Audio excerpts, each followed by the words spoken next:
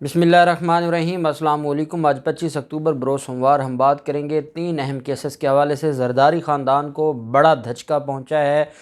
Uzair Bloch जो कि front man है आसिफ ज़रदारी का, और आसिफ ज़रदारी के का और पाकिस्तान पीपल्स पार्टी का किराए का कातिल था, उसको फ़ौजी अदालतों से सज़ा हुई थी और फ़ौजी अदालतों के ख़िलाफ़ Zardari mafia Sindh high court में गए थे और सिंध हाई कोर्ट में उनकी दरख्वास्त आज खारिज कर दी है। 3 अहम उसमें जो फैक्ट्स और 3 अहम क्वेश्चन ऑफ लॉ हैं वो मैं आपके साथ शेयर करने जा रहा हूं। और उज़ैर बलोच के ख़िलाफ़ जो केस था आर्मी अदालत में, उनके ख़िलाफ़ एलिगेशन क्या था और ये क्या दरख्वास्त लेकर गए थे सिंध हाई कोर्ट में, बड़ी अहम तफसीलात हैं जो मैं आपके साथ शेयर करने जा रहा हूँ।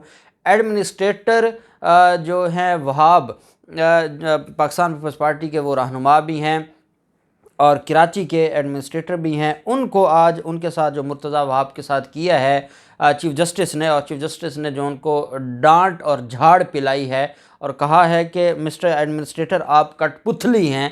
मामला क्या है, कठपुतली क्यों कहा है और उसके पीछे वजह क्या है, बड़ी अहम तफसीलात हैं जो मैं आपके साथ शेयर करने जा रहा हूँ। और ये चीफ़ जस्टिस साहब का आज दूसरा बड़ा इनके सर पर एक हथौड़ा है पाकिस्तान पीपल्स पार्टी और ज़रदारी माफिया का।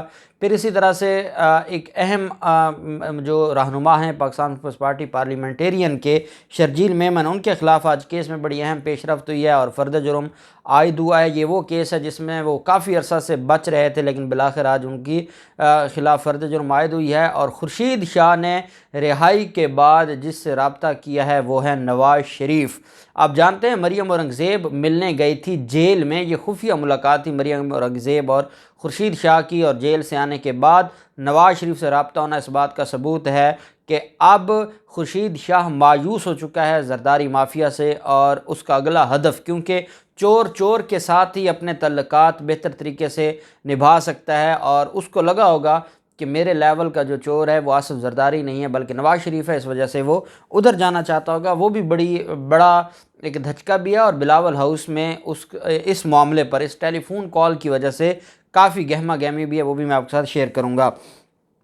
नस्ला टावर के हवाले से जो आज सुप्रीम कोर्ट ऑफ पाकिस्तान ने हुक्म जारी किया था, सुप्रीम कोर्ट ऑफ पाकिस्तान में जब जो कराची इंतज़ामिया ने यह कहा था कि जनाब ये हम कैसे करेंगे, हमारे लिए तो बहुत मुश्किल है ये सारा कुछ करना, तो अदालत ने कहा था जाएं फ़ौज के पास चले जाएं, फ़ौज के पास ये सारा कुछ करने का सामान भी होता है और वो जानते हैं इन चीज़ों को, जाएं उनसे गुजारिश करके, उनसे रिक्वेस्ट करके करवा लें, लेकिन कुछ भी हो जाए लेकिन आप करवाएं, आपको माफ़ी नहीं मिलेगी।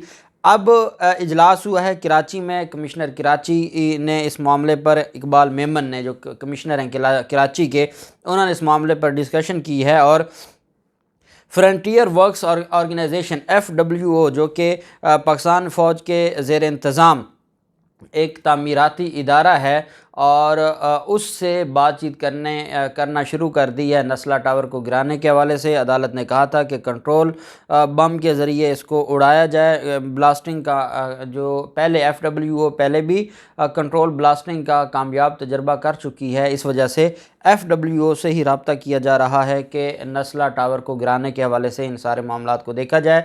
साथ सुप्रीम कोर्ट ने यह भी हुक्म जारी किया था कि ये जो मामला है नस्ला टावर का, मुतासरीन को, जो नस्ला टावर का मालिक है उससे पैसे लेकर मुतासरीन को देने की ज़िम्मेदारी भी कमिश्नर कराची इकबाल मेमन पर आयद की गई है, और कमिश्नर कराची को अब इस सारे मामले पर जवाब देना होगा। मुर्तज़ा वहाब आज सुप्रीम कोर्ट ऑफ पाकिस्तान में पेश हुए। पहले मैंने आपको बताया था कि मुराद अली शाह पेश हुए, जिस तरीके से उनकी अदालत ने क्लास लगाई वैसे ही अदालत में मुर्तज़ा वहाब भी पेश हुए जो कि एडमिनिस्ट्रेटर हैं कराची के।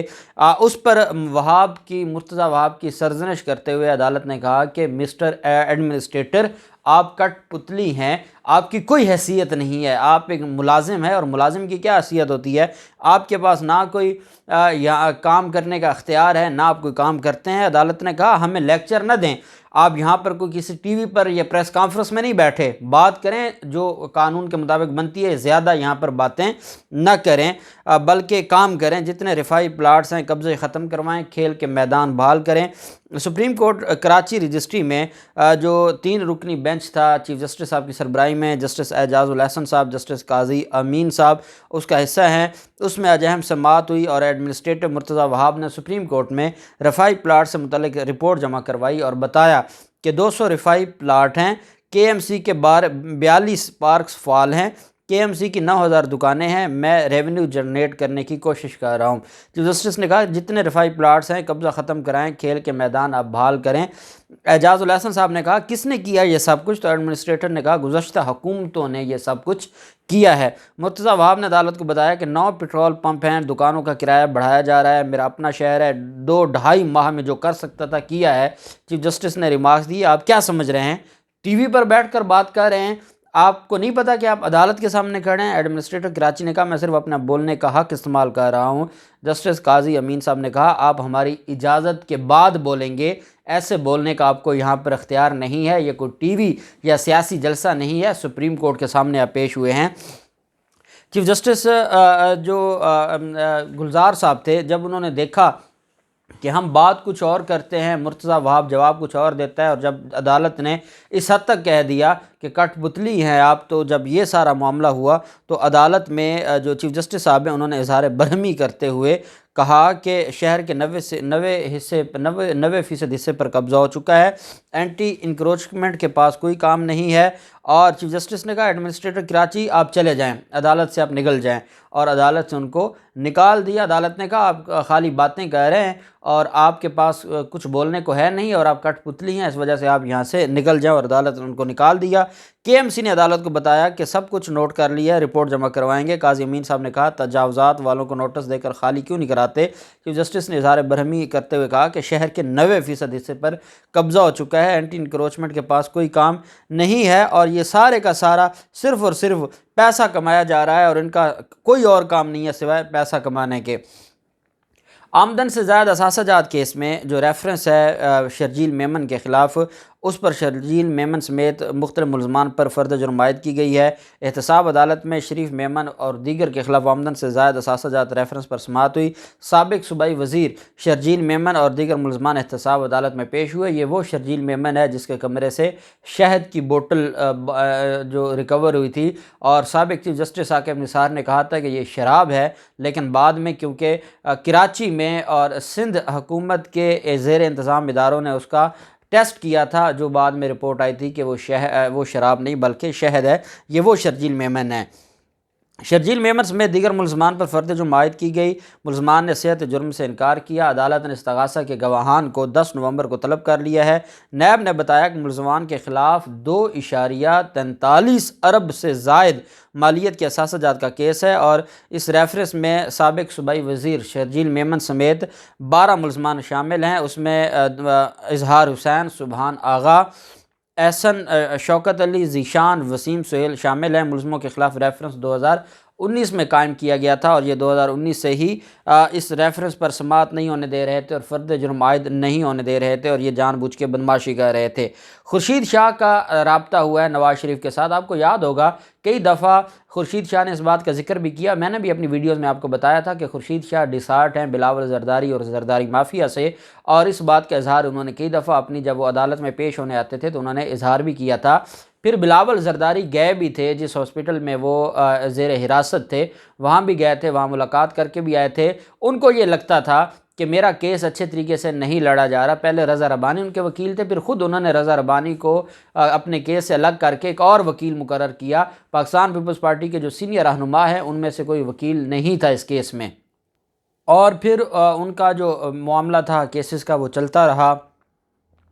फिर एक बात सामने आई कि मरियम औरंगज़ेब ने खुफिया मुलाकात की है, मीडिया से ये बात शेयर ना की गई। जब मीडिया से शेयर ना की गई तो मीडिया के सामने तो आ गई, जिस पर फिर पाकिस्तान पीपल्स पार्टी ने शो काज भी जारी किया था खुर्शीद शाह को। बाद में नैयर बुखारी ने, जो पाकिस्तान पीपल्स पार्टी के रहनुमा हैं, उन्होंने इस बात की तरदीद की थी कि हमने शो काज जारी नहीं किया क्योंकि इनके मामलात को हल होने चल पड़े थे। अब मरियम औरंगज़ेब जो कि ख़ास खादमा है मरियम नवाज़ की और नवाज़ शरीफ की, वो किसी मकसद के लिए ही खुर्शीद शाह के पास गई थी मिलने के लिए, और ये खुफिया मुलाकात थी। और अब खुर्शीद शाह का जेल से रिहा होने के दूसरे दिन ही नवाज़ शरीफ को फ़ोन करना और उनसे ये कहना कि हम सारे मामलात में इकट्ठे हैं, ये सवालिया निशान है पीपल्स पार्टी के लिए। और आज बिलावल हाउस में इसकी बुनियाद पर एक हंगामा भी बर्पा हुआ है कि किसकी इजाज़त से ये कॉल की गई है। उज़ैर बलोच को 12 साल की सज़ा हुई थी फ़ौजी अदालतों से जब 2017 में उसको गिरफ़्तार किया गया था ईरान के बॉर्डर से। तो ईरानी एजेंसियों को खुफिया मालूमात देने का उन पर इल्ज़ाम था और बाकी केसेस जो 54-55 केसेस हैं आम इंसदाद दहशतगर्दी की अदालतों में जो सिविलियन अदालतें हैं वहीं पे एक केस था और वो था फ़ौजी अदालत में बाकायदा ट्रायल हुआ और उसमें 12 साल की सज़ा हुई थी। उनके ख़िलाफ़ जो केस है वो साबित हुआ था। जब 12 साल की सज़ा हुई तो मुलज़िम को मुंतकिल कर दिया गया था कराची जो जेल है, क्योंकि जो सिविल अदालतों में केसेस थे इंसदाद दहशतगर्दी की अदालत, सेशन अदालत, उन केसेस को भी मुलज़िम ने पेश होना था और उसकी बुनियाद पर आगे चलान सबमिट होने थे, ट्रायल चलना था। उज़ैर बलोच की वालदा के ज़रिए एक दरख्वास्त दिलवाई गई थी कि जो फ़ौजी अदालत का फ़ैसला है उसका रिकॉर्ड हमें दिया जाए और हमें उस फ़ैसले की कॉपी दी जाए। सिंध हाई कोर्ट में वो इनको रिकॉर्ड मिल गया, कॉपी मिल गई और बाद में इन्होंने दरख्वास्त दायर की कि जो 12 साल की सज़ा है फ़ौजी अदालत की उसको कलअदम करार दिया जाए। ये दरख्वास्त दी गई थी लियारी गैंग के सरगना उज़ैर बलोच की तरफ से और फ़ौजी अदालत के फ़ैसले पर अमल दरामद की दरख्वास्त भी दी थी कि उसको सस्पेंड किया जाए और मुलज़िम को रिहा किया जाए। सिंध हाई कोर्ट में आज समाअत हुई। दरख्वास्त गुजार के वकील उज़ैर बलोच का वकील अदालत में पेश ना हुआ। सरकारी वकील ने कहा कि दरख्वास्त काबिल समाअत नहीं है। फ़ौजी अदालतों के फ़ैसले के ख़िलाफ़ अपील सिर्फ सुप्रीम कोर्ट ऑफ पाकिस्तान में हो सकती है, सिंध हाई कोर्ट में अपील नहीं हो सकती। इन्होंने गलत फोरम पर अपील की है और ये गलत फोरम पर चैलेंज कर रहे हैं। अब इनको लगा होगा कि शायद जस्टिस उमर अता बंदयाल साहब का बेंच है और उस बेंच में तो इनको रिलीफ मिलेगा नहीं। ये सिंध हाई कोर्ट और मौजूदा जो हमारे चीफ जस्टिस साहब हैं सिंध हाई कोर्ट के, शायद उनसे कोई रिलीफ लेना चाहते होंगे लेकिन उनको रिलीफ ना मिला। सरकारी वकील ने कहा कि ये दरख्वास्त क्योंकि काबिल समाअत नहीं है इस वजह से खारिज की जाए। अदालत में जो मुलज़िम के वकील हैं और उज़ैर बलोच के, वो अदालत में पेश ना हुए। उनको पता था कि ये केस खारिज हो जाएगा और वो मेरिट के ऊपर इस केस में नहीं आना चाहते थे, इस वजह से वो अदालत में पेश ना हुए। अदालत ने फ़ौजी अदालत के फ़ैसले के ख़िलाफ़ जो अमल दरामद करने की इस्तदा की थी उसको भी खारिज कर दिया और अदालत ने काबिल समाअत होने पर दलाइल जो मांगे थे उस पर सेटिस्फाई नहीं किया जा सका अदालत को।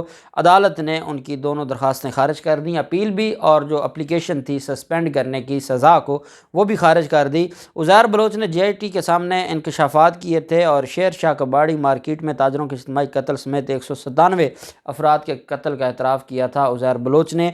और उज़ैर बलोच ने यह भी कहा था कि आसिफ जरदारी, फ़रियाल तालपुर और वो जो साबिक वज़ीर दाखिला थे जुल्फ़कार मिर्ज़ा, ये पूरा गैंग था जिनके साथ मिलकर वो कार्रवाइयाँ करते थे। और अप्रैल 2017 में पाक फ़ौज ने पाकिस्तान आर्मी एक्ट और ऑफिशियल सीक्रेट एक्ट 1923 के तहत अपनी तहवील में लिया था और फिर उसको सज़ा हुई थी। तो ये उज़ैर बलोच की अपील का खारिज होना एक बहुत बड़ा धचका है जरदारी ख़ानदान को। और अब उसके बाद ये मामला कहाँ जाता है, सुप्रीम कोर्ट जाएंगे। टाइम बार्ड अपील हो चुकी है और टाइम बार्ड अपील में ये प्ली नहीं ली जा सकती कि हम रॉन्ग फोरम पर थे। उनको पता होना चाहिए था कि कहाँ अपील फ़ाइल करनी है। इस वजह से सुप्रीम कोर्ट से भी ये रिलीफ़ नहीं मिलने वाला, क्योंकि सुप्रीम कोर्ट की इसके ऊपर हज़ारों जजमेंट्स हैं। अब देखते हैं क्या होता है। जो भी तफसीलात होंगी आपके साथ शेयर करते रहेंगे। अल्लाह पाक पाकिस्तान का हामी नासिर हो। बहुत शुक्रिया। अल्लाह हाफ़िज़। पाकिस्तान ज़िंदाबाद।